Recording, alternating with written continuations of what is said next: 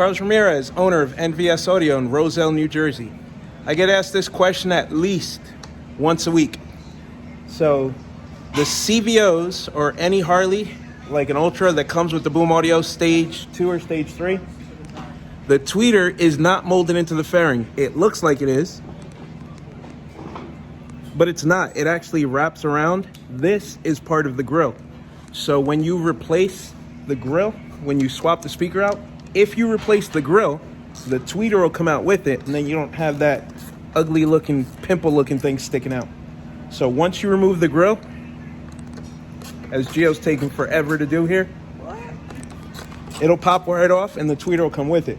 Then the nice part is there's a bunch of companies that make replacement grills.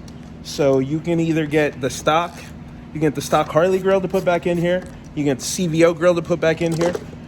We see that? He almost dropped it, but the tweeter is actually built into the grill and not cut into the fairing.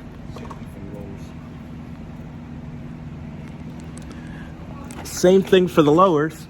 If you pull the speaker out of the lower, tweeter's built into the grill. So if you get replacement grills, we like the ones from Hogtunes because they're made out of metal. They drop right in,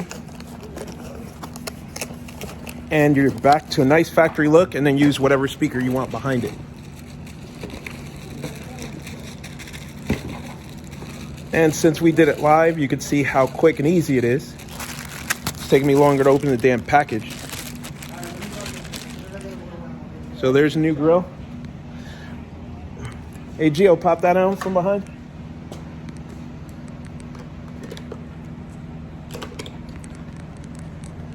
And just like that, you have a nice factory look without that ugly looking tweeter on top of the fairing. No modification, no painting, no nothing. It's easy. Part number is Hogtunes, SG for Street Glide, Rgrmgrill.